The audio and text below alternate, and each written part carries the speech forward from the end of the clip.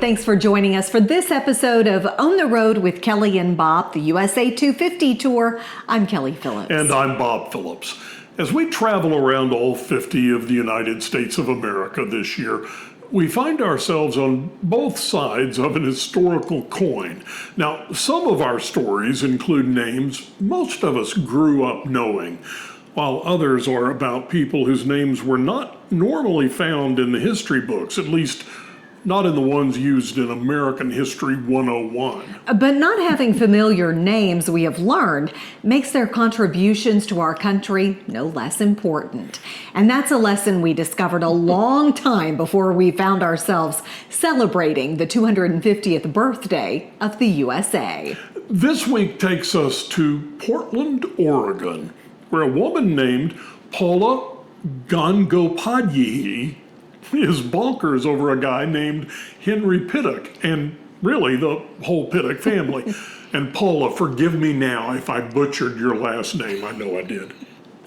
People often struggle to pronounce my last name, but I also go by Paula G, which is easy. I was born in India, X decades ago. I won't tell you how many decades ago. I grew up with a very sort of broad mindset. For my parents, education was very important, but they also were very particular about giving us sort of the worldview. So even when I was growing up in India, my K through 12 schooling was in a parochial school in a German Catholic convent. Paula G did not grow up like a lot of us. Hers was a very traditional Indian family, and that family, keeping with the ways of their culture at that time, had a lot to say about how she would live her life. Paula wanted to be a doctor, but her father told her, no, that will take too long and will affect your family life.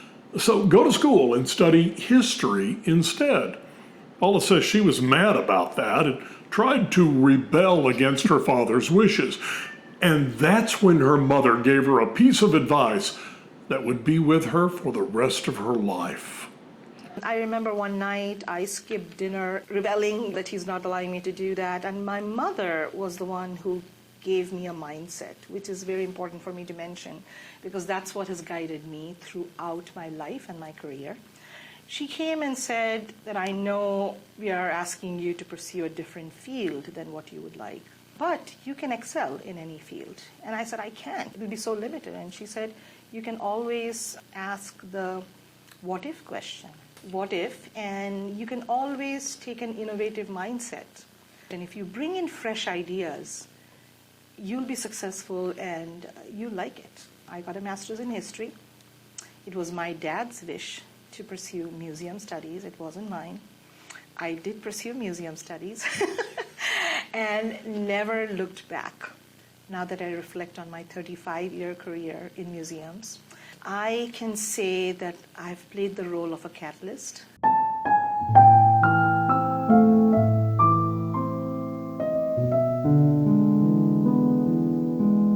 So this would have been the original front entrance to the house, not the one that you came in through. The music room, this is where the family spent most of their times. And of course, as you can see, the view would have been gorgeous. This is the Steinway, piano. The Again, original. it's an original. And we play it. And the house, the architecture of the house is so wonderful that the music permeates through the entire house. Our host is giving us a tour of the Pittock Mansion in Portland, a home originally built by a man widely considered to be one of the state's founding fathers. It was built by Henry Pittock, who traveled the Oregon Trail from his boyhood home of Pittsburgh, Pennsylvania, at the age of 19 back in 1853, what was originally intended to be his family's summer home. This 16,000 square foot mansion is today celebrated as a marvel of architecture, engineering, and modern conveniences of the early 20th century. This is the only remaining house which is preserved as a museum. The other homes from this time period either have been torn down or are being used for commercial purposes or have been redesigned or are private residences. So this is, when we were talking about that, the capstone, the legacy, This is like an iconic place where you can actually go in and see. And then you come to the kitchen. This is the original sink? Yeah. Gosh. Then the butler's pantry in White House is very similar in design.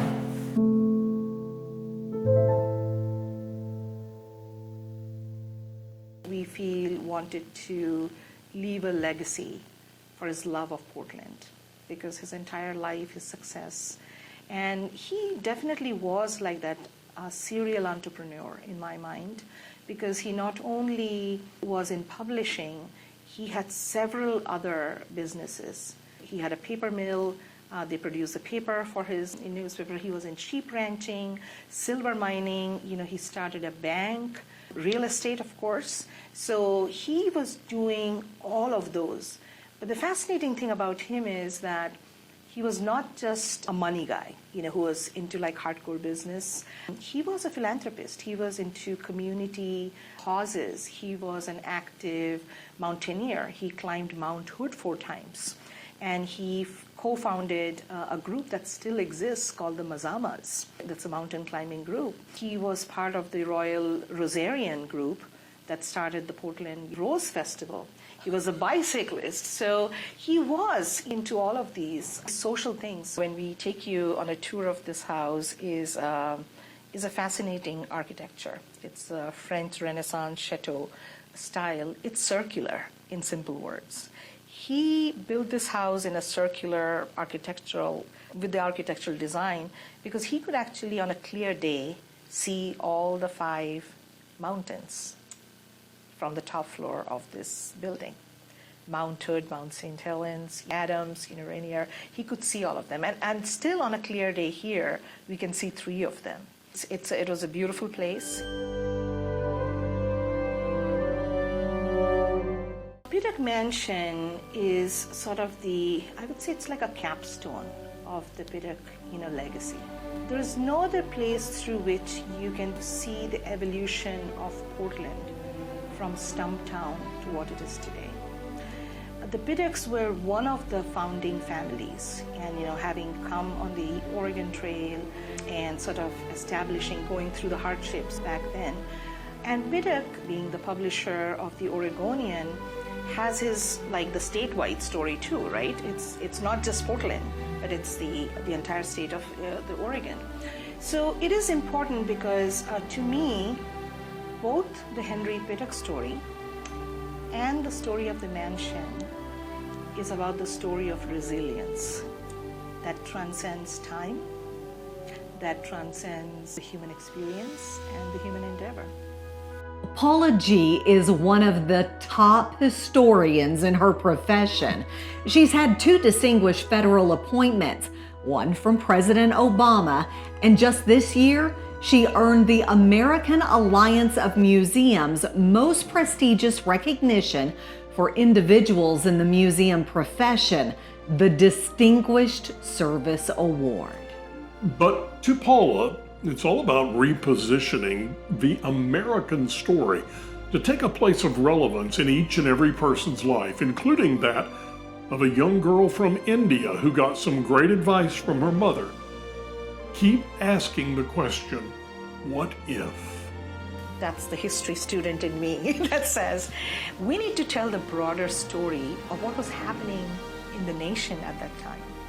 The Pittock story captures post-Civil War, Industrial Revolution, and the advent of the Progressive era. It allows us to keep peeling off and sharing aspects of local history juxtaposed with state history. Eventually, what I would like is juxtaposed with national and world history.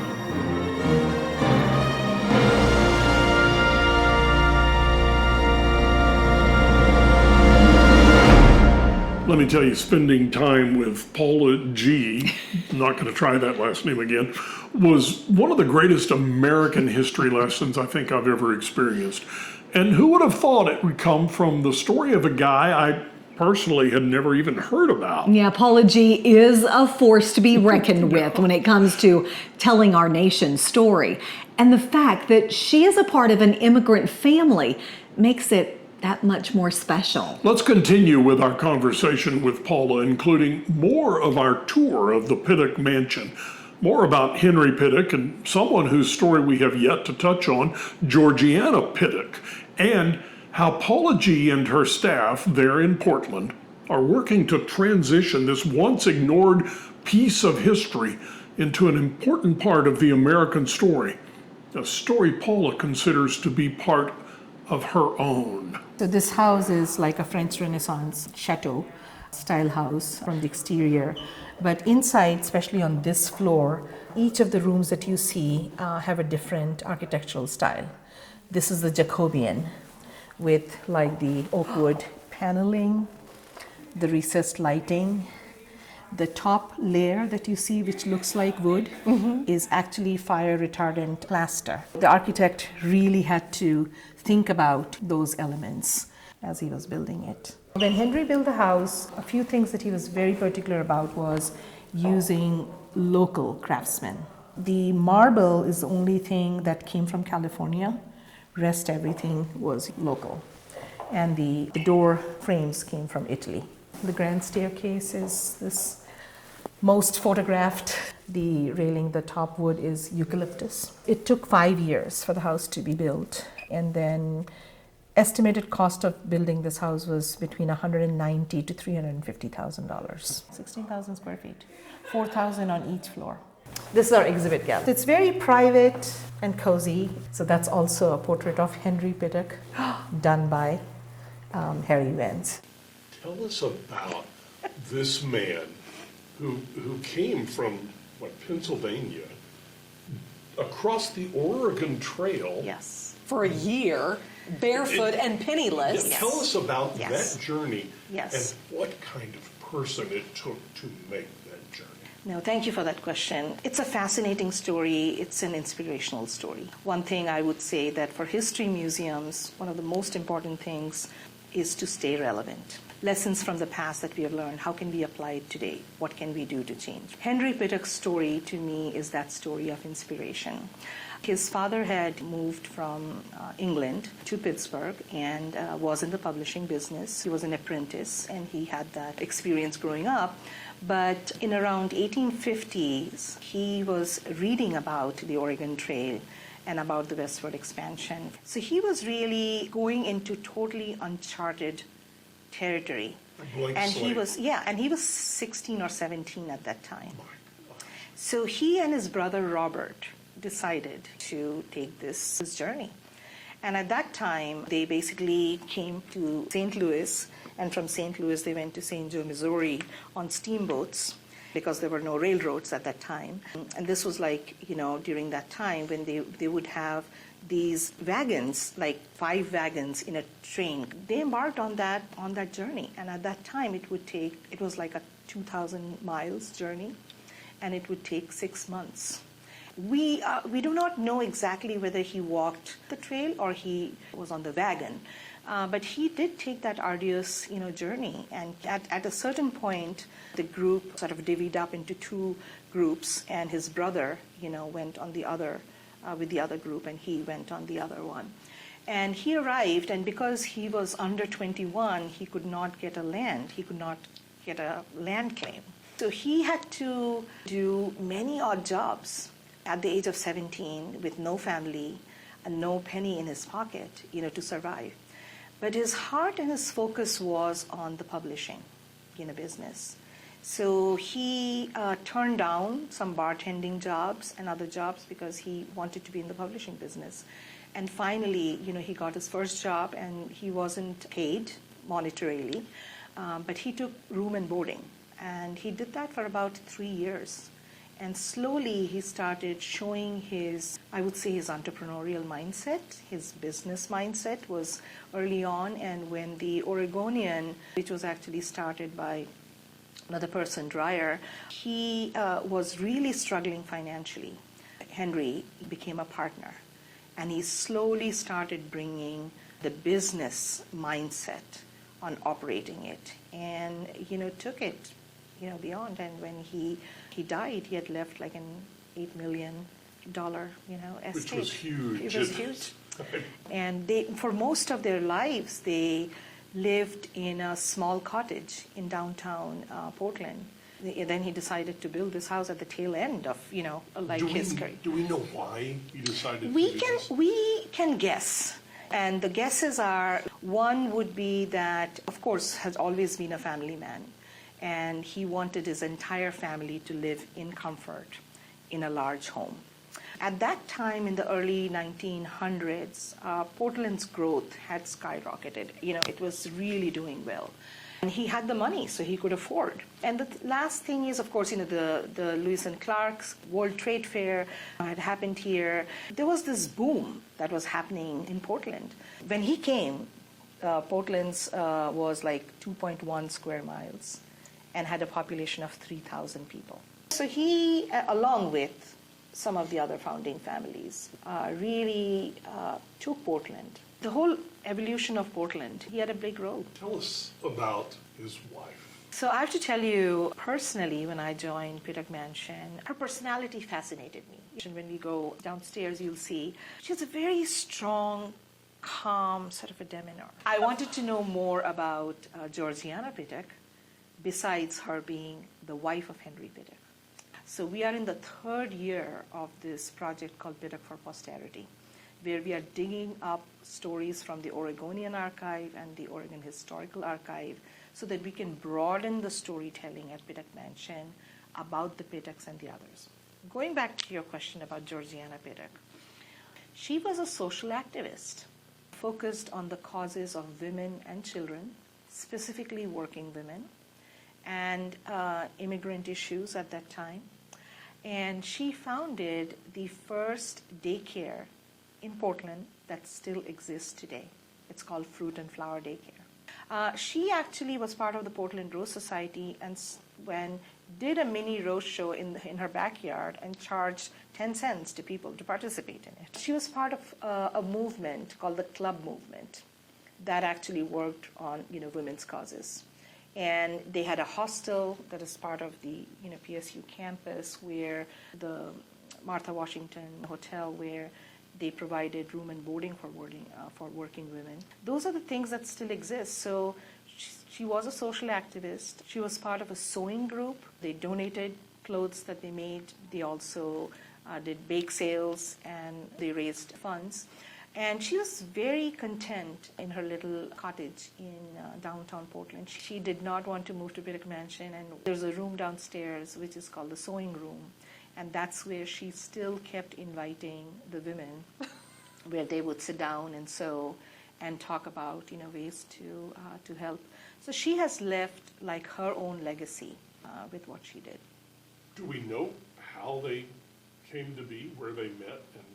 Yeah, so it's a very romantic story. She was only 15 at that time. Henry was much older than her. She was on a carriage riding by, I think, the Oregonian building, and Henry saw her and proposed, and they got married. She married very early, and they had many children. Some of them died at birth, but two of the daughters lived here with them, and another daughter lived in another house in Camas. And the son-in-law was very involved with Henry in the paper mill business. What is the response from folks, not only in Portland, but folks that visit this place? So we get two kinds of visitors, as I have seen. One is people who are from Portland, people who have lived here for a long time. For them, it's this beloved place. They take pride because the community saved it. It was slated for demolition. This house was slated for demolition. And the community raised the funds and persuaded the city to buy it and said, no, we cannot, let this house go by. So there is this sense of pride amongst the Portlanders about Pittock Mansion. It's like their beloved, home, coming home. We get a lot of international visitors during the summer and fall months. And for them, of course, Pittock Mansion is, I think, one of the top 5 locations that they choose to visit in Portland. And it's the view. everybody says, go to the Pittock Mansion to see the view of downtown, Mount Hood. They cannot stop taking pictures. And they, of course, we get many folks from Europe who are used to like mini castles. So for them, it's like this castle-like, impact. And they're just fascinated with the architecture. It was a modern house, at that time because of the technological innovation. Central WAC, recessed lighting, a whole refrigerator, room, an elevator, a 1914 first elevator. Many of these features were very common at that time in commercial buildings, but Henry wanted all those features in a residential home. When people come, they see architecturally a beautifully decorated house, but unless you point it out to them that it was also a modern house of that time. The last descendants lived here till the late 1950s, and after they vacated, there was an estate sale. Most of the furniture, everything was not there. And then after it was vacated, it sat vacant for a couple of years. And the Columbus Day storm in the 64, I think, really destroyed it. The roof was destroyed. There was water intrusion everywhere. And that's when it was slated for demolition, and the property was going to be sold for probably condos. A woman whose story we need to tell, Dorothy Peck, she basically mobilized the community and said, no, we cannot let this house, be demolished. And the community raised close to over $60,000 at that time in 1964. And then the city pitched in the remaining at close to $250,000. And it took 15 months to restore it, and then it reopened in 1965. So it's been 60 years since it's been open, and the city owns it still. 2007, Pittock Mansion Society came and started operating as a historic house museum. After that, I joined, and we started the new vision called Pittock 2.0, which is, in simple words, it's focusing on like broadening the story, telling the story of impact and influence of this family. We're going to have like a reopening of Pittock Mansion in 2027 when this project is going to be completed. All the interpretation that you see now will be refreshed. It'll be changed. We'll be interviewing some of the Pittock family about their recollection and embedding, that. But as part of Pittock 2.0, we felt that we need repeat visitors rather than people who say, I was there 25 years ago, why should I go back again? So as part of broadening the storytelling, we have 2 sets of exhibitions every year. One that's focused on telling the stories of marginalized communities who contributed to the history of Portland. We had an exhibit on the workers and builders of Pittock Mansion. What was their contribution? We have had exhibitions on the Black in Oregon, who were the Black pioneers who came to Portland at that time. We have had exhibitions on the Native American artists. We have had exhibitions on Chinese and Jewish immigrants who came to Portland around that time. And we are featuring stories of, the other season is on art. Because to me, Pittock Mansion has so many themes it can capture beyond history. So, and as we are unveiling and offering these stories, Portlanders are fascinated and they're saying, we had no clue about these stories. But we are very proud of the curation that we are doing, the essence of that human endeavor, the stories that we are, that we are capturing and sharing. This sounds like really the central focus on telling the story of this part of our nation, not just Portland, not even just Oregon, but how people came here, people like Henry Pittock. Yes. When you look into the past, the story of Henry Pittock, what kind of person do you imagine it took to leave his home at such an early age with nothing in his pocket, no future planned, just I'm going to go west. I've heard about this opportunity and I'm going to go there by hook or crook. What kind of person did it? I think I would say the resilience part again, like he was very determined. He was also very focused. And the third thing I would say about him is he was very resourceful. He looked for opportunities, and he made use of those. His journals are very succinct, like his daily accounts are, did this, did that. He was a business person. He was focused on that, but then he sort of also balanced it with what was important for him. After he had established himself, what was important for his family, I think community issues were also important. That's my impression and what fascinates me about him. Your mother told you to ask the question, what if? What if Henry Pittock had never come to this part of the United States?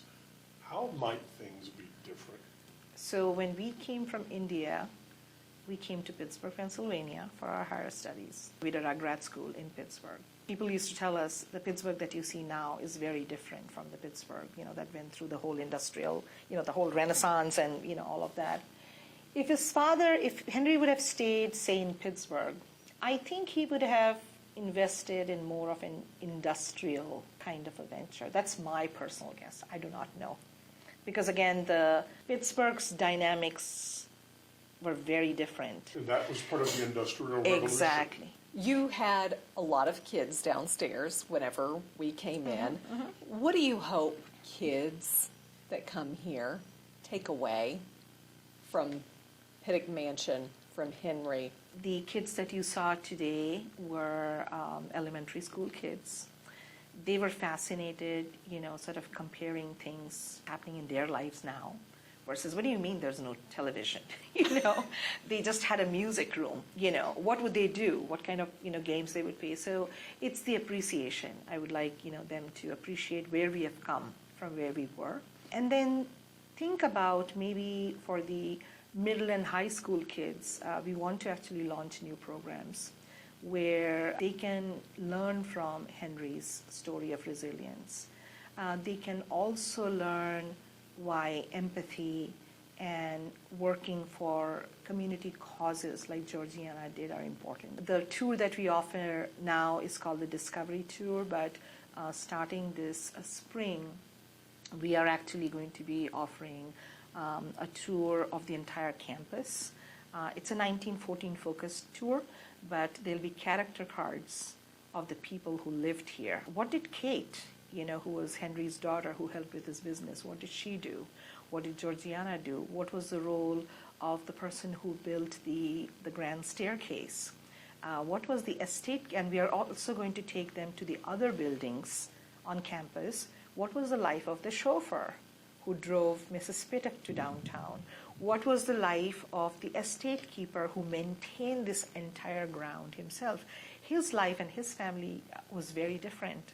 It's a 2,000 square feet. It's a beautiful home, the Gate Lodge that we call. But so that juxtaposition is going to be there. We are also going to be offering a summer camp for the first time. So it'll be a 4-day experience, 1 day of history, 1 day of art and architecture, 1 day of nature. You're telling these kids how it all fits together. Yes. And I think teaching them about life. I used to do this myself, at the beginning of my career, which was like 35 years ago.